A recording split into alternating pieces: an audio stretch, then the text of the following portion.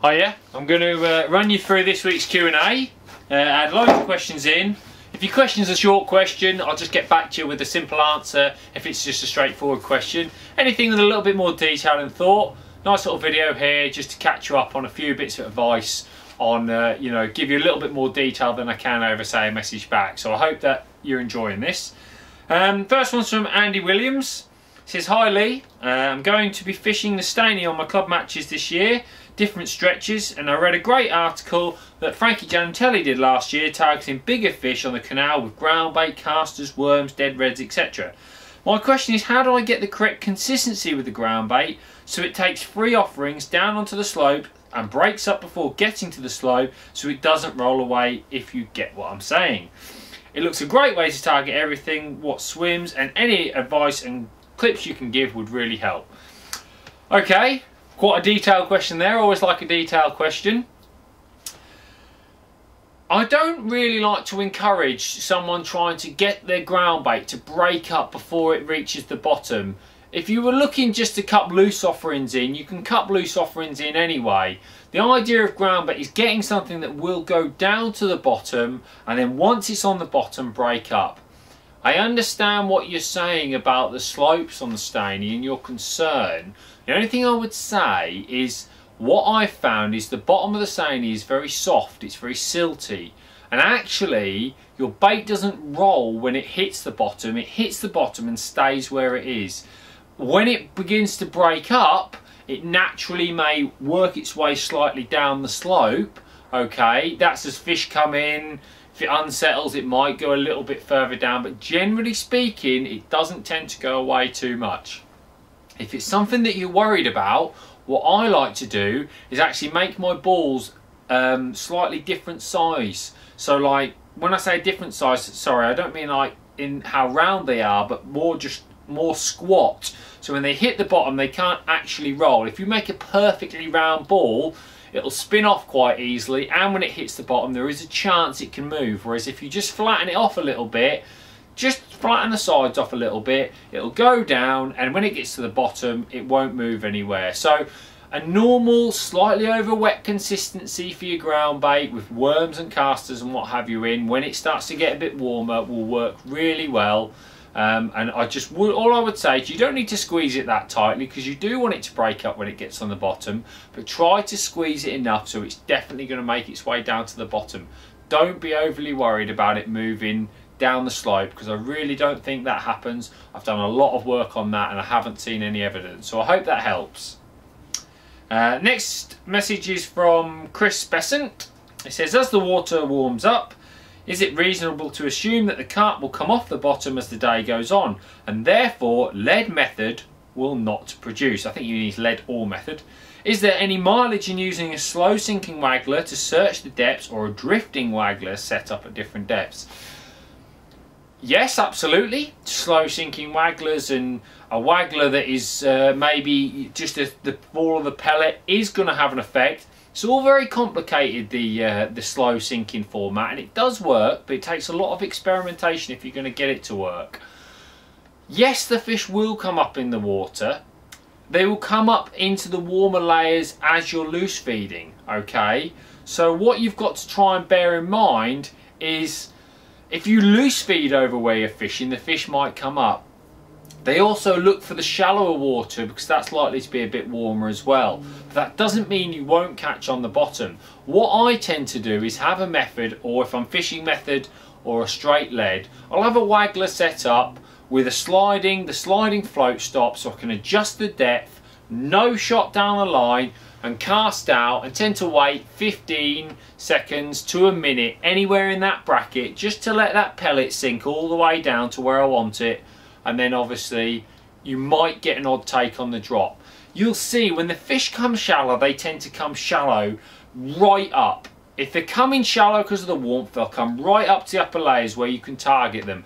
I don't tend to find it too productive to catch them searching through the water all the time.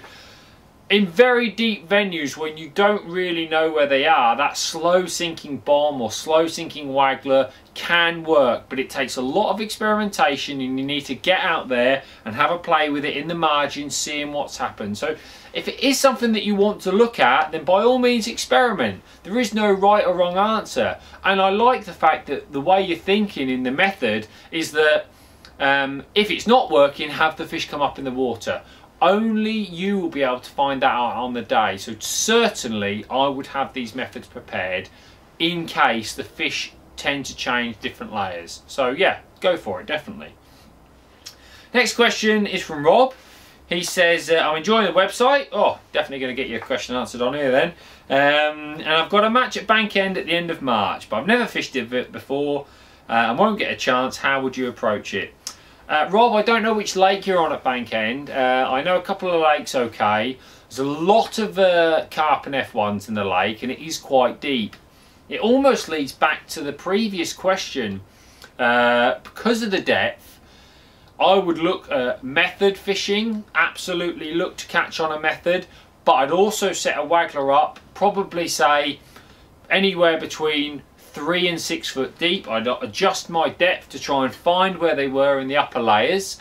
So that would be my 2 lines. I'd probably fish a method at roughly the middle of the lake, and I would loose feed pellets at about 25 metres for maybe either a bomb, a method, or that waggler in the upper layers. There's certainly a lot of F1s in there, and there's certainly a lot of carp. Pellets is going to be a major factor in what you catch. If you're struggling, there's absolutely loads of silverfish and you'll catch them fishing about 6 metres out with casters. Feed heavily with casters though. If you feed lightly, you'll only catch a few small roach. If you take a good couple of pints of casters, you might be able to catch some silverfish, give yourself a mixed bag. But a couple of things to think about there for when you go to Bank End. The final question, see if I can find it. I'm not sure who this is from. Sorry, apologies, it's from Michael. He said, I've seen most anglers using a 6-inch hook length whilst pole fishing. Just wondering if you stick to this regardless of depth. I've been using 10-inch, but people say I should be on 6-inch for bite indication. It totally depends what you're fishing for, okay? I think if you're fishing for carp, big carp, I like a longer hook length, 8 inches, 10 inches, 12 inches. I tend to use 8 inches myself, but I have experimented with longer ones because that slow fall of the bait in the final bit of the water definitely leads to carp taking the bait. Although when I fish in the margins, I like to nail the bait on the bottom, so I tend to use shorter hook lengths like 6 inches because I'm not so worried about that slow fall. I think depth does play a part. I have found that when I'm fishing in less than 3 foot of water for carp, I like to use a 6-inch hook length. I don't see a massive advantage of having that longer hook length then. But generally speaking, I tend to use 20 centimetres, which is 8 inches, for most of my commercial fishing, for carp and bream in the summer. And I tend to use a bulk or a bulk and 2 droppers on top of that hook length. There's nothing wrong with using 10 inches. If that's what you've tied your hook lengths to, by all means use that. I don't think a change to 6 inches is going to make a massive difference for you when you're fishing for carp and things like that in the summer.